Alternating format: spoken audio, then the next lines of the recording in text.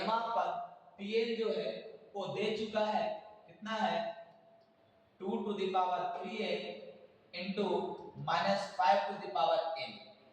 अब इस अनुक्रम का nवां पद दे चुका है, हमको कम से कम 3 पद निकालना है ताकि पता चले अनुक्रम जीपी में है या नहीं है। तो उसके लिए हम लोग n का मान स्टार्ट करते हैं 1 से लेना। जब n का मान 1 होगा, जब n का मान 1 लेकर के चलेंगे तो इस अनुक्रम का क्या वैल्यू होगा, t1 बराबर 2 to the power 3 into 1 into -5 to the power 1। t1 is equal to 2 to the power 3 into -5 to the power 1 अगर है तो -5 ही होता है। 2 का क्यूब 8 होता है इंटू -5, यानी इस श्रेणी का, इस क्रम का पहला पद हमारा निकल कर आ चुका है -40। किसी भी श्रेणी को, किसी भी अनुक्रम को जीपी में करने के लिए सिर्फ एक पद से आपका काम नहीं होने वाला है, कम से कम 3 पद आपको निकालना ही पड़ेगा। तो इसी श्रेणी का, इसी अनुक्रम का हम लोग दूसरा पद निकालेंगे n is equal to 2 लेकर। जब n is equal to 2 लेकर के निकालने की कोशिश कर रहे हैं तो t2 क्या होगा, वैल्यू पुट कर दीजिए 2 के पावर 3 गुने 2 इंटू -5 का स्क्वायर।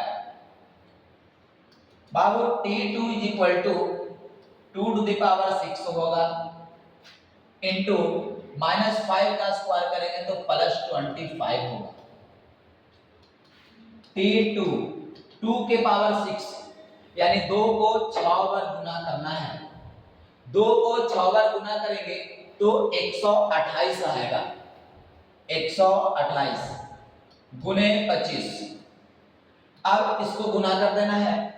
जब 128 को 25 से गुना करेंगे तो आपका 1600 आएगा, प्लस में 1600। यहाँ पहला पद जो आपका आया वो -40 है, इसी अनुक्रम का दूसरा पद +1600 है। हम तीसरा पद भी निकालने की कोशिश करेंगे। तीसरा पद निकालने के लिए n का मान 3 लेकर के चलते हैं।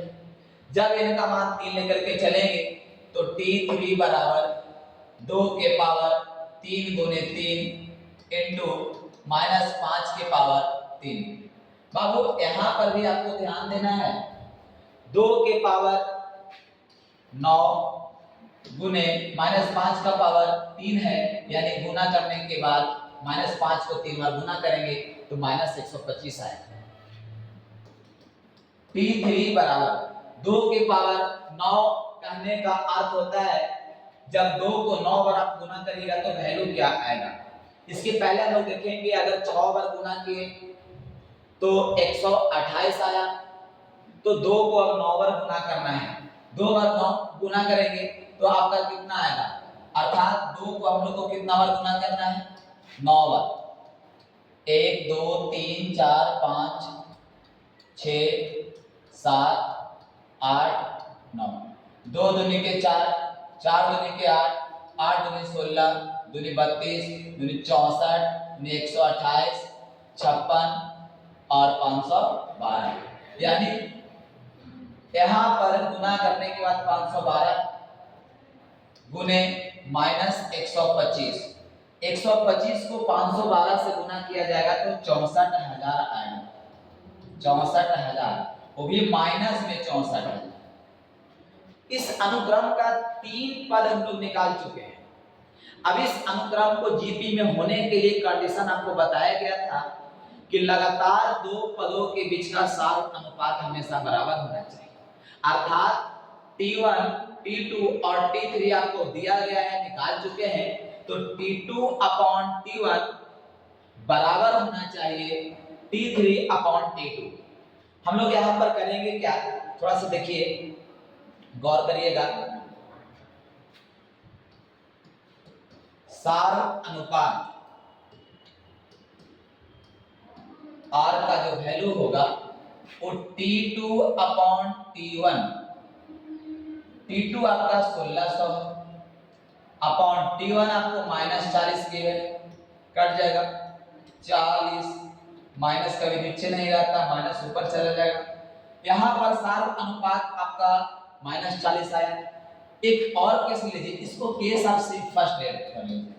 केस अगर सेकंड को हम लेट करके चलते हैं, केस नंबर 2, तो यहाँ जब r का वैल्यू निकालेंगे तो क्या T3 अपॉन T2 नहीं होगा? तो बताइए बाबू कि T3 कितना है? 64,000, वो भी किसमें है? माइनस में, अपॉन T2 कितना है? 1600, 2 जीरो से 2 जीरो कट जाए, 16 चौके 64, ये भी कितना बार में कट गया, तो r का वैल्यू यहाँ से भी आपको कितना आ गया?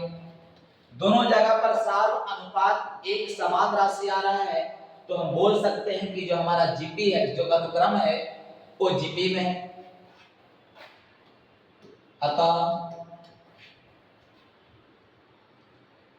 -40, 1600 और 64,000 जीपी में है, जिसका सार्व अनुपात -40।